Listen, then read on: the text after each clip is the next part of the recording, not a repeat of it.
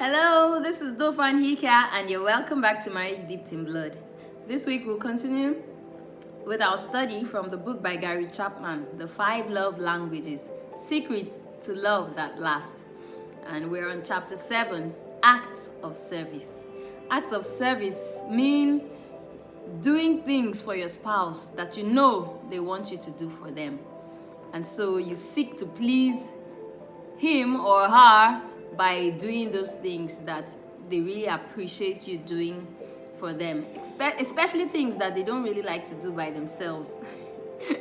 For example, my worst chore is doing dishes. And because my husband knows that I really do not like doing dishes, he always steps in for me every time the need arises, and it really means a lot to me. It shows me that he loves me. And so there's so many ways to express love to your loved one, and one way is acts of service. And so in case your primary love language is acts of service, then your spouse will do well to find out those things that you really want them to do for you and begin to do them. That way, he or she will be speaking your love language. And I love always to compare the relationship between a husband and a wife with the relationship between God and the church, because that's our perfect example. I usually tell people, don't look at your pastor's marriage or your friend's marriage or your neighbor's marriage. Look at Christ and the church. That is marriage goals. And so Jesus and his disciples, he decided to wash their feet, just teaching them the importance of service. And so he washed their feet and dried them up with a towel. And Peter was already feeling uncomfortable. Oh no, you can't do that. No, you won't wash my feet. But Jesus had to teach them the importance of service. We know that scriptures say he that wants to be great in the kingdom must first of all be a servant of all. So in marriage, we need to learn servanthood.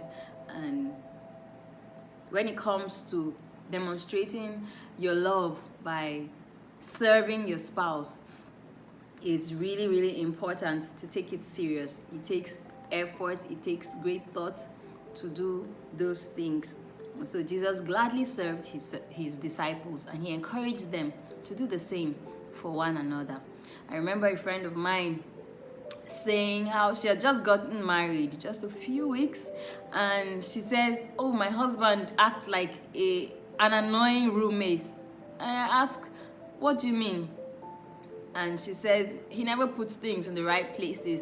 He dumps his clothes all over the place. And all I want is for him to just put his clothes in the closet, the clean clothes in the closet, and the dirty clothes in the dirty clothes basket, and something like that. And he really put her off.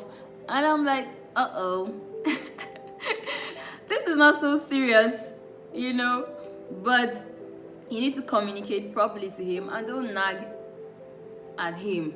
Just tell him what you want done.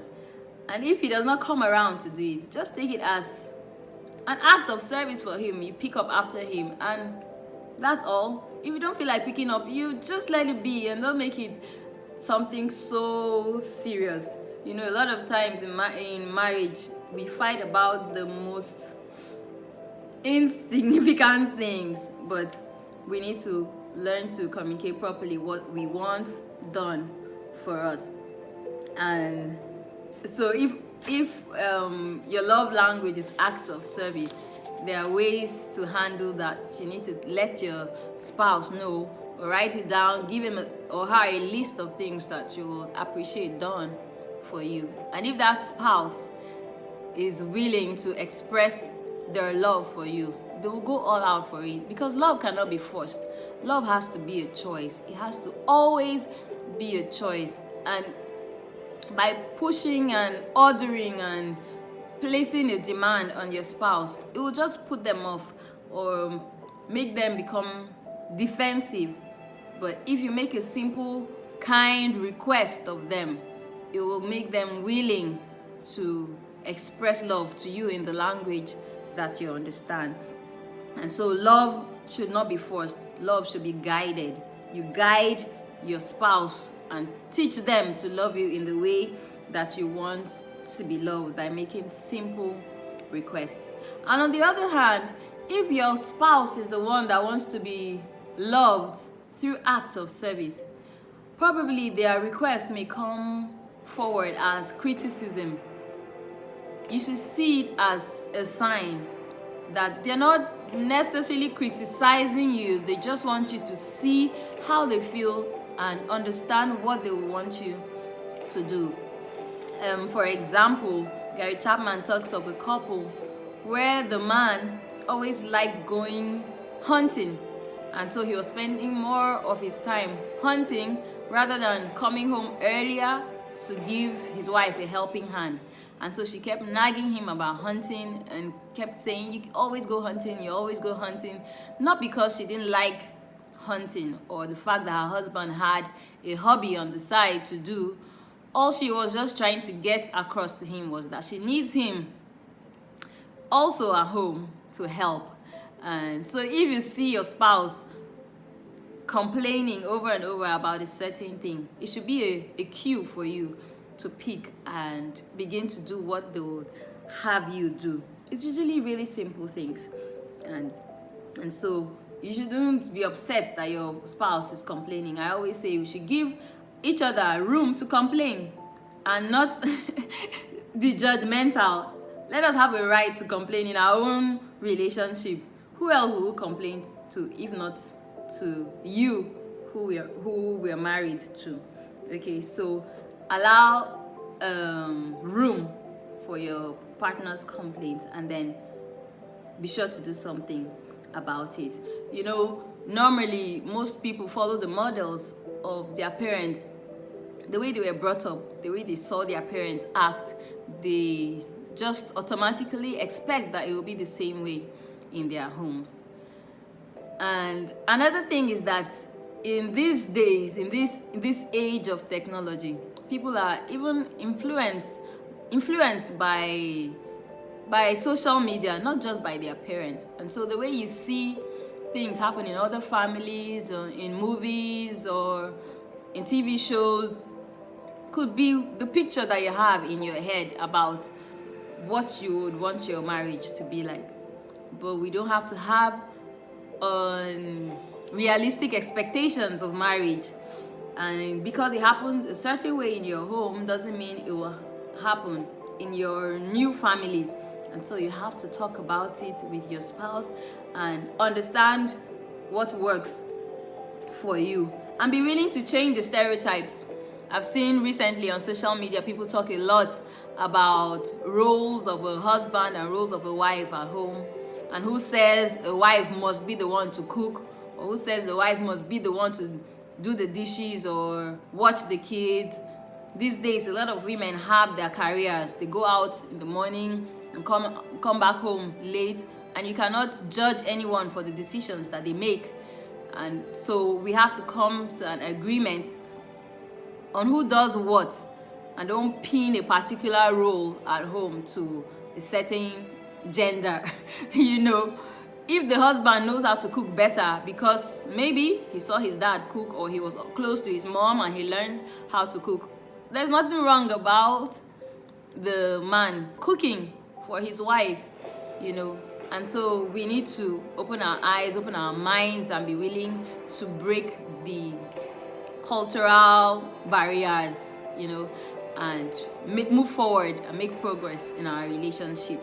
So be willing to change for your spouse and please them, because a happy wife is a happy life, they say.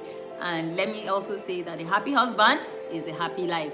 So you should be willing to love your spouse in the language that they understand. And so for the spouse whose primary love language is acts of service, let me give you tips that can help you.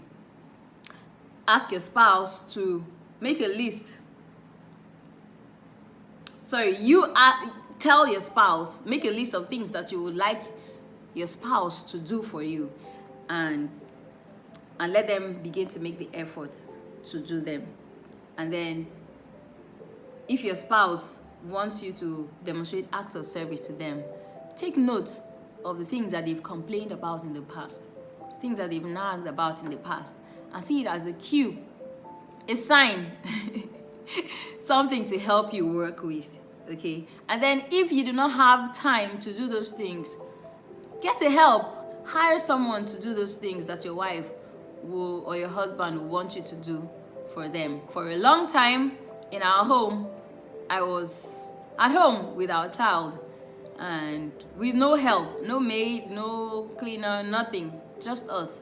And then we moved to a bigger place, and we saw that obviously I couldn't do all the housework around. Of course, my husband would come home and help, but it became too much, even for both of us, and so we had to employ a help. And there's nothing wrong with that. Don't force your spouse to do something that there's someone else there who could gladly help to do. So there are just things that we need to strike a balance on.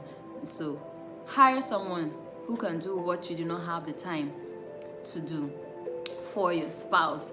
And these are just basic everyday things, and I trust God that as you apply these things, they will add freshness to your home.